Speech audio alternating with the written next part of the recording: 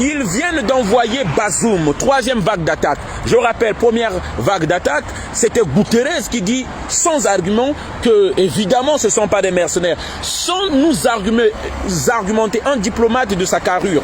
Voilà, tout ça, en fait, pour mettre dans la tête des ignorants, des naïfs, parce que c'est comme ça qu'ils lavent le cerveau des gens, que les autorités maliennes surenchérissent simplement. Ce sont des rêveurs, des illusionnistes. Ils insultent l'intelligence du peuple malien.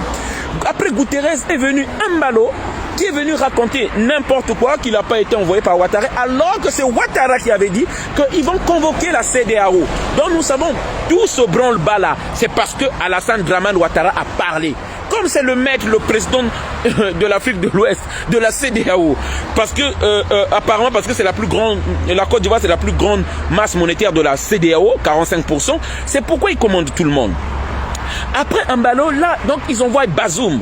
Voilà, où il y a eu une manifestation le dimanche dans son pays, et il est dit, les images que nous avons vues, franchement, ils nous prennent pour des cons, ils nous insultent, qu'il n'y avait même pas 500 personnes à cette manifestation qu'on a vue. Mais nous mettons Bazoum au défi. Nous disons à Bazoum, laissez les manifestations, ne reprimez pas les manifestations, ne les empêchez pas, laissez la liberté d'expression et on verra. Et on verra. Comme c'était juste 500 personnes, ok. Mais j'espère que vous n'allez pas empêcher les Nigériens de s'exprimer. Vous n'allez pas les empêcher. Vous allez empêcher les Nigériens qu'ils puissent s'exprimer. Donc, nous continuons. Mais vous savez, nous sommes à l'ère du verseau. C'est la vérité et la justice. La vérité et la justice triomphera. Nous aurons raison de vous. Peut-être que vous n'avez pas compris ça. Nos ancêtres savaient déjà que après l'ère du poisson viendra l'heure de la vérité. Votre règne est fini. Il faut le savoir. Voilà. Alors, donc, ils ont envoyé Bazoum. Bazoum qui est venu dire que ils étaient même pas nombreux. Il nous a fait comprendre comme quoi qu'il regrette que Alassane Dramane Ouattara, dit-on, que c'est lui qui a fait assouplir les sanctions sur le Mali. Mais évidemment, parce que c'est lui qui commande la CEDEAO.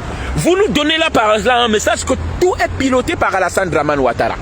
Vous nous dites par là que Alassane Dramane Ouattara, qui fait décoller des avions français pour violer le territoire malien, qui parle du mal des autorités maliennes et qui souhaite la déstabilisation du Mali, au téléphone, nous tous nous avons écouté, qui laisse des déstabilisateurs maliens, des citoyens maliens condamnés, où on a mis un mandat international, d'arrêt international sur eux.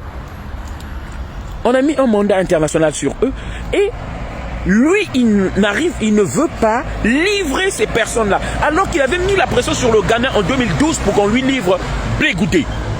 Vous comprenez? C'est le même, celui-là que vous dites que il a parlé avec pour le Mali, sur le Mali avec beaucoup d'amour. Mensonge, on vous connaît.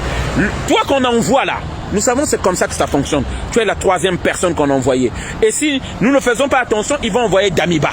Ils vont envoyer encore Damiba. Nous savons, et aujourd'hui, c'est pourquoi on ne peut plus nous tromper, parce que nous savons comment vous fonctionnez. L'Africain, même au plus jeune Africain, nous sommes désormais mûrs. On ne parlait jamais du Mali. Comment on parlait des Maliens, même dans la diaspora? Les Maliens, c'était la main-d'œuvre corvéable en France, ici, parquée dans les foyers. Personne ne parlait. Grâce à Assimi Goïta, je dis bien, je pèse mes mots, il est venu redorer le respect, l'honneur et la dignité du Malien.